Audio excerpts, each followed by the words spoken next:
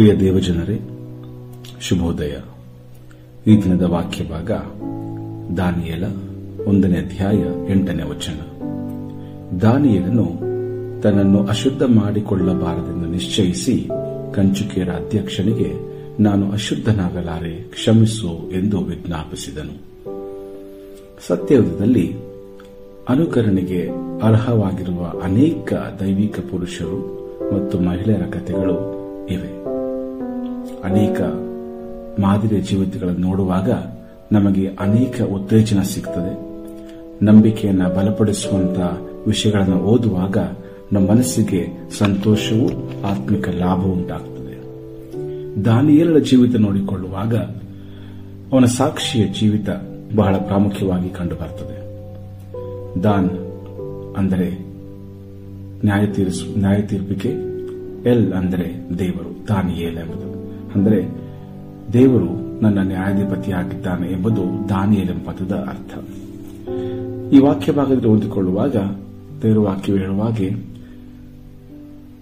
ದಾನಿಯೇಲನು ಒಂದು ನಿಶ್ಚಯವನ್ನು ಮಾಡಿಕೊಳ್ತಾನೆ, ಒಂದು ತೀರ್ಮಾನವನ್ನು ಮಾಡಿಕೊಳ್ತಾನೆ.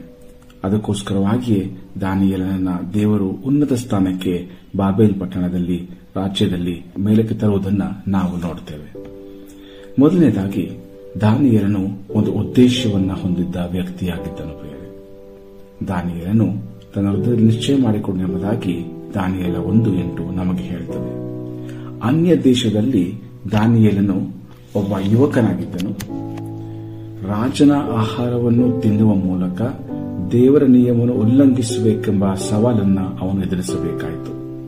ಯಾಕೆಂದರೆ ರಾಜನು ಕೊಡುವಂತಹ ತಿನ್ನುವಂತಹ ಆಹಾರವು ಅವು ಯಜ್ಞ ಅರ್ಪಿಸಿದ ಆಹಾರವಾದ್ದರಿಂದ ಅದು ಅವನಿಗೆ ಅಶುದ್ಧವಾಗಿತ್ತು. ಅದಕ್ಕಾಗಿ ಅವನು ಅದನ್ನು ತಿನ್ನುವುದಿಲ್ಲವೆಂಬುದಾಗಿ ನಿಶ್ಚಯ ಮಾಡಿಕೊಂಡನು. ಒಬ್ಬ ಯುವಕನಾಗಿದ್ದರೂ ರಾಜಾಜ್ಞೆಯನ್ನು ಅನುಸರಿಸಲು ಅನೇಕ ಒತ್ತಡ ಇದ್ದರೂ ಕೂಡ ದೇವರ ನಿಯಮವನ್ನು ಅನುಸರಿಸಲು ಜೀವವನ್ನೇ ನೀಡಲು ದಾನಿಯೇಲನು ತನ್ನ ಹೃದಯದಲ್ಲಿ ನಿಶ್ಚಯ ಮಾಡಿಕೊಂಡನು. ಬಹಳ ಗಂಭೀರವಾದಂತಹ ಅಂಶ. ಮತ್ತೊಂದು ದೇಶ ಅಥವಾ ಪರಿಚಯ ಇಲ್ಲದಂತಹ ದೇಶದಲ್ಲಿ ಅವನು ಸೆರೆಯಾಳಾಗಿ ಒಯ್ಯಲ್ಪಟ್ಟು ಅಲ್ಲಿ ಒಬ್ಬ ಯುವಕನಾಗಿ ಅವನನ್ನು ಆರಿಸಲ್ಪಟ್ಟು ಅವನಿಗೆ ಎಲ್ಲ ಅನುಕೂಲತೆಗಳನ್ನು ಕೊಡುವಾಗ ಅವನು ರಾಜನ ಆಜ್ಞೆಯನ್ನು ಪಾಲಿಸಬೇಕಾಗಿತ್ತು. ಆದರೂ ಅವನು ತಾನು ಅಶುದ್ಧನಾಗಲಾರೆ ಎಂಬ ತೀರ್ಮಾನ ಮಾಡಿಕೊಂಡು ಅದನ್ನು ವಿರೋಧಿಸುವುದನ್ನು ನಾವು ನೋಡುತ್ತೇವೆ. ಹಾಗಾದರೆ ದಾನಿಯೇಲನು ಮೊದಲನೇದಾಗಿ ಒಂದು ಉದ್ದೇಶವನ್ನ ಹೊಂದಿದ್ದ ವ್ಯಕ್ತಿಯಾಗಿದ್ದನು. ಎರಡನೇದಾಗಿ ದಾನಿಯೇಲನು ಶುದ್ಧತೆಯ ವ್ಯಕ್ತಿಯಾಗಿದ್ದನೆಂಬುದಾಗಿ ನಾವು ನೋಡಿಕೊಳ್ಳುತ್ತೇವೆ. ದಾನಿಯೇಲನ ಪುಸ್ತಕದಲ್ಲಿ ಮುಂದೆ ಅನೇಕ ಅಧ್ಯಾಯಗಳನ್ನು ಓದಿಕೊಳ್ಳುವಾಗ, ವಿಶೇಷವಾಗಿ 6ನೇ ಅಧ್ಯಾಯದಲ್ಲಿ ಓದಿಕೊಳ್ಳುವಾಗ ನಮಗೆ ಗೊತ್ತಾಗ್ತದೆ, ಅವನ ವಿರೋಧಿಗಳು ಅವನಲ್ಲಿ ಯಾವುದೇ ದೋಷವನ್ನ ಹುಡುಕಲು ಸಾಧ್ಯವಾಗಲಿಲ್ಲ. ಅದಕ್ಕೋಸ್ಕರವಾಗಿ ಅವರು ಒಂದು ಕಟ್ಟಳೆಯನ್ನು ಮಾಡಿ ದಾನಿಯೇಲನು ಪ್ರತಿದಿನ ಪ್ರಾರ್ಥನೆ ಮಾಡುತ್ತಾನೆ ಎಂದು ತಿಳಿದು ಅದರ ಪ್ರಕಾರವಾಗಿ ರಾಜನಿಂದ ಒಂದು ಆಜ್ಞೆಯನ್ನು ಹೊರಡಿಸಿ ಯಾರೂ ಕೂಡ ರಾಜನನ್ನು ಹೊರತುಪಡಿಸಿ ಬೇರೆ ಯಾವುದೇ ದೇವರಿಗೂ ಪ್ರಾರ್ಥನೆ ಮಾಡಬಾರದು ಎಂಬ ಆಜ್ಞೆಯನ್ನು ಹೊರಡಿಸುತ್ತಾರೆ. ಆದ್ದರಿಂದ ದಾನಿಯೇಲನ ಅವನ ಎಲ್ಲಾ ಕೆಲಸ ಕಾರ್ಯಗಳಿರಬಹುದು, ಅವನ ಆಡಳಿತದಲ್ಲಿರಬಹುದು, ತಪ್ಪು ಕಂಡಲಿಕ್ಕೆ ಅವರಿಗೆ ಆಗಲಿಲ್ಲ. ಅವನ ವ್ಯವಹಾರಗಳ ನಿರ್ವಹಣೆಯಲ್ಲಿ, ಅದರ ವಿಷಯಗಳಲ್ಲಿ ಅವನು ದೋಷರಹಿತನಾಗಿದ್ದನೆಂಬುದಾಗಿ ದಾನಿಯೇಲ 6ನೇ ಅಧ್ಯಾಯ 1-4 ವಚನ ನಮಗೆ ತಿಳಿಸುತ್ತದೆ. ಪ್ರಿಯರೇ, ಹಾಗಾದರೆ ಮೊದಲನೇದಾಗಿ ದಾನಿಯೇಲನು ಉದ್ದೇಶವನ್ನು ಹೊಂದಿದ್ದನು. ದಾನಿಯೇಲನು ಎರಡನೇದಾಗಿ ಶುದ್ಧತೆಯ ವ್ಯಕ್ತಿಯಾಗಿದ್ದನು. ಪ್ರಿಯರೇ, ಮತ್ತು ಮೂರನೇದಾಗಿ ದಾನಿಯೇಲನು ಪ್ರಾರ್ಥಿಸುವ ವ್ಯಕ್ತಿಯಾಗಿದ್ದನು. ಇಷ್ಟೆಲ್ಲ ಅವನು ಅಧಿಕಾರಕ್ಕೆ ಬರಲಿಕ್ಕೆ, ಇಷ್ಟೆಲ್ಲ ಶೋಧನೆ ಜಯಿಸಿ ನಿಲ್ಲಲಿಕ್ಕೆ, ಇಷ್ಟೊಂದು ನಂಬಿಕೆಯನ್ನು ಅವನಿಗೆ ಕೊಡಲಿಕ್ಕೆ ಒಂದೇ ಕಾರಣ, ಅವನು ಪ್ರಾರ್ಥನೆಯ ವ್ಯಕ್ತಿಯಾಗಿದ್ದನು. ಪ್ರಿಯರೇ, ಅವನ ಪ್ರಾರ್ಥನಾ ಜೀವಿತವನ್ನ ಒಂದು ಚಿಕ್ಕದಾಗಿ ಪರಿಚಯ ಮಾಡಿಕೊಳ್ಳೋಣ.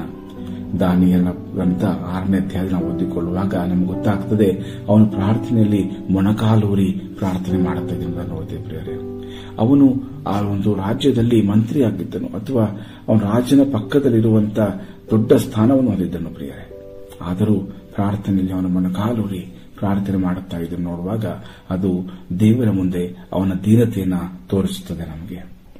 ಹಾಗೆಯೇ ಮುಂದೆ ಹೋದುವಾಗ ಅವನು ಪ್ರತಿದಿನ 3 ಬಾರಿ ಪ್ರಾರ್ಥನೆ ಮಾಡುತ್ತಾ ಇದ್ದನೆಂಬುದಾಗಿ ದೇವರ ವಾಕ್ಯ ನಮಗೆ ಹೇಳುತ್ತದೆ. ದೇವರ ಮೇಲೆ ಇರುವಂತಹ ನಿರಂತರ ಅವಲಂಬನೆ ನಮಗೆ ಅದರ ರೀತಿಯಲ್ಲಿ ತಿಳಿದು ಬರ್ತದೆ. ಅವನು ಅಷ್ಟೇ ದೊಡ್ಡ ಸ್ಥಾನಕ್ಕೆ ಬಂದಿದ್ದರೂ, ಎಷ್ಟೇ ದೊಡ್ಡ ಕೆಲಸದಲ್ಲಿದ್ದರೂ, ಎಷ್ಟೇ ಅಧಿಕಾರ ಹೊಂದಿದ್ದರೂ ಕೂಡ ಅವನು 3 ಬಾರಿ ನಿರಂತರವಾಗಿ ದೇವರ ಮೇಲೆ ಅವಲಂಬಿಸಿದನೆಂಬುದಾಗಿ ನಮಗೆ ಗೊತ್ತಾಗುತ್ತದೆ. ಹಾಗೆಯೇ 3ನೇದಾಗಿ ಅವನು ಹಿಂಸೆ ಮಧ್ಯದಲ್ಲಿ ಕೂಡ ಸ್ತೋತ್ರ ಸಲ್ಲಿಸಿದನೆಂಬುದಾಗಿ ನೋಡುತ್ತೇವೆ. ಅವನನ್ನ ಸಿಂಹದ ಗವಿಗೆ ಹಾಕಿದಾಗಲೂ ಅವನು ಅಲ್ಲಿ ಕೂಡ ದೇವರಿಗೆ ಸ್ತೋತ್ರ ಸಲ್ಲಿಸಿದನು. ದೇವರನ್ನು ಬಿಡಿಸುತ್ತಾನೆಂಬುದಾಗಿ ಬಲವಾಗಿ ನಂಬಿದ್ದನೆಂಬುದಾಗಿ ದೇವರ ವಾಕ್ಯ ನಮಗೆ ಗೊತ್ತಾಗ್ತದೆ. ಹಾಗೆ 6ನೇ ಅಧ್ಯಾಯದಲ್ಲಿ ಮುಂದೆ ಹೋಗುವಾಗ ಅವನು ಯಥಾ ಪ್ರಕಾರ ಪ್ರಾರ್ಥನೆ ಮಾಡುತ್ತದೆ ಎಂಬುದಾಗಿರ್ತದೆ ಪ್ರಿಯರೇ. ಅವನು ಕೇವಲ ಶೋಧನೆ ಬಂದಾಗ ಪ್ರಾರ್ಥನೆ ಮಾಡಲಿಲ್ಲ, ರಾಜನ ಆಜ್ಞೆ ಬಂದಾಗ ಪ್ರಾರ್ಥನೆ ಮಾಡಲಿಲ್ಲ. ಬದಲಾಗಿ ಅವನು ಎಂದಿನಂತೆ ಯಥಾ ಪ್ರಕಾರ ಅವನು ದಿನಕ್ಕೆ 3 ಆವರ್ತಿ ಯೆರೂಸಲೇಮಿನ ಕಡೆ ತಿರುಗಿಕೊಂಡು ಪ್ರಾರ್ಥನೆ ಮಾಡುತ್ತದೆ ಎಂಬುದಾಗಿ ದೇವರ ವಾಕ್ಯ ಇರ್ತದೆ ಪ್ರಿಯರೇ.